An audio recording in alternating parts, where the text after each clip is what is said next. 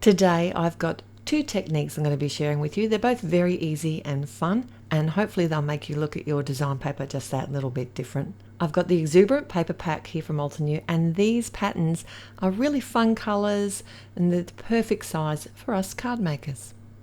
So what are we waiting for?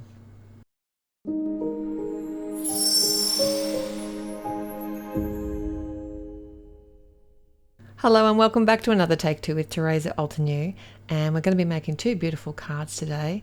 I'm going to get straight into the techniques with the design paper, and starting with my first idea, which is to die cut an image.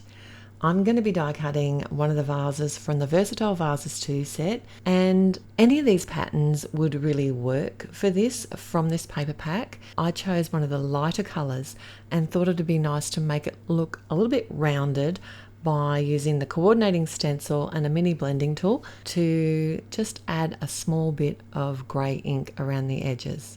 Design paper doesn't have to be just for backgrounds. There are some great techniques that we can do with them, and cutting out images or even a frame of design paper can really give it a totally different look.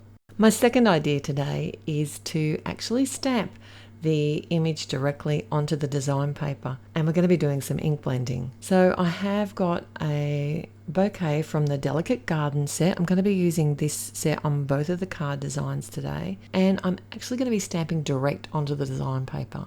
One of the things to be careful here is to choose a paper that's not too busy and something that you're going to still see the image through. It's not going to overwhelm the image, and when you add your colouring after, you're still going to be able to see the shading. While I'm stamping, I decided to also stamp out the other image that I'm going to use today and a couple of butterflies, which are from the Meadow Reflection set. One thing to be aware of with the photopolymer stamps is that they're not all created equal, so sometimes they can be a bit thicker than others in different packs, and because these are from different sets, I noticed that they weren't stamping evenly, but I'm going to show you how to fix that a little bit later on, so stay tuned for that.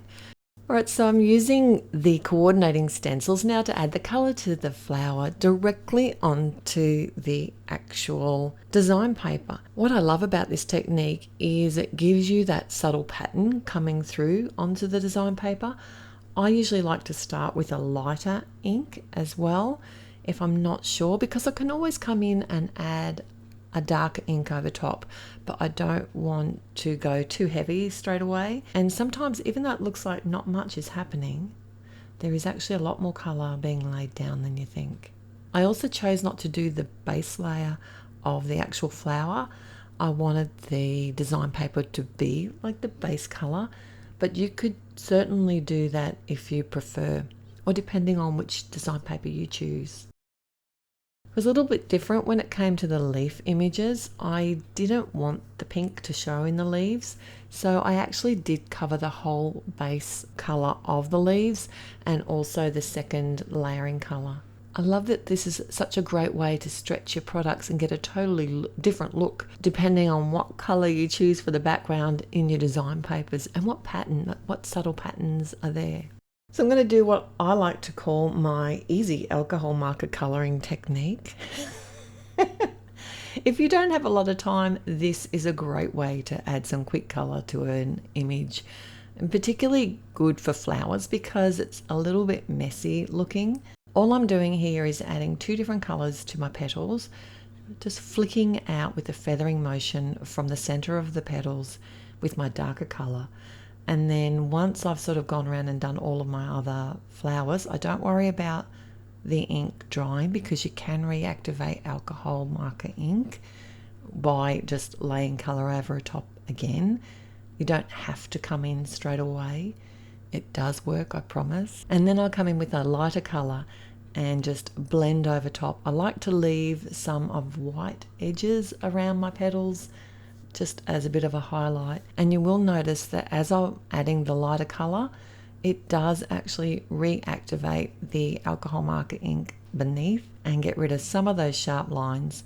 Although you'll see them once we restamp this image, it's not going to be anywhere near as noticeable, I promise. I did the same technique on the leaves, but I think I need to refill my markers because they weren't blending quite as nicely. But I did come in and add some darker colours to the leaves and the stems, and I did also come and do that on the flowers. Adding that little bit of depth to the flowers makes all the difference. I didn't reblend this after I added it, and I find that a really pale purple works really well for this. But if you didn't have that, you could also come in with a really light grey colour would work as well. It may look a hot mess, but I promise it'll look good when we're finished. So now I'm going to share how I restamped this, even though they're uneven. I'm basically just going to stamp the ones that are thicker first. So these butterflies were actually a little bit thicker, the photopolymer stamp. So I'm using my obsidian ink, lining up my stamp wheel. I'm sorry I forgot that I was focused in. I'd been focused in on my camera for the colouring. And I restamped the butterflies. Then I cleaned them and removed them. So by doing that, it just is going to allow me to restamp the flower, and it worked perfectly once I'd done this. This is not a real problem. It's certainly something that we can work around, and I've had it happen in all of my stamping platforms. It actually is the thickness of the stamp that's stopping it from stamping. Alright, so now it's time to get my cards ready to assemble them. I'm adding a sentiment here from the Delicate Garden set. It says happy birthday. And I did decide to add that directly to the design paper. I added my panel to the front of an A2 sidefold card using some glue tape. And I did die cut the Meadow Reflections butterflies, and I just popped that. That's the only dimension on this card. I know, it's a bit odd for me. I usually like to add so much dimension to my cards, so this would be a great one for posting. Alright, so with the vase image, I did want to, because this is going to be a very clean and simple card, I did want to add a little bit of dimension. So I've layered up some foam tape on the vase and on the flowers. I like to join them together, and then I can just adhere the whole image as one onto the front of the card. I had a sentiment that I'd already made from the bold sentiment set, which I added, as well as the other butterfly. I told you these flowers would work out in the end. You didn't believe me for a hot minute there, did you? Alright, so I'd like to know which technique was your favourite today. Did you like the idea of using design paper as a vase? Or perhaps you preferred the ink blending directly onto the design paper? This is actually one of my favourite techniques to do. But I gotta say, I think the vase won for me today. Let me know in the comments below. Till next time, bye. Hello there, did that video just spark your creativity? And do you want more project ideas and inspiration videos too? Well, if you do, please make sure that you subscribe to the Altenew YouTube channel. Also, make sure that you do click that notification bell so you don't miss a video.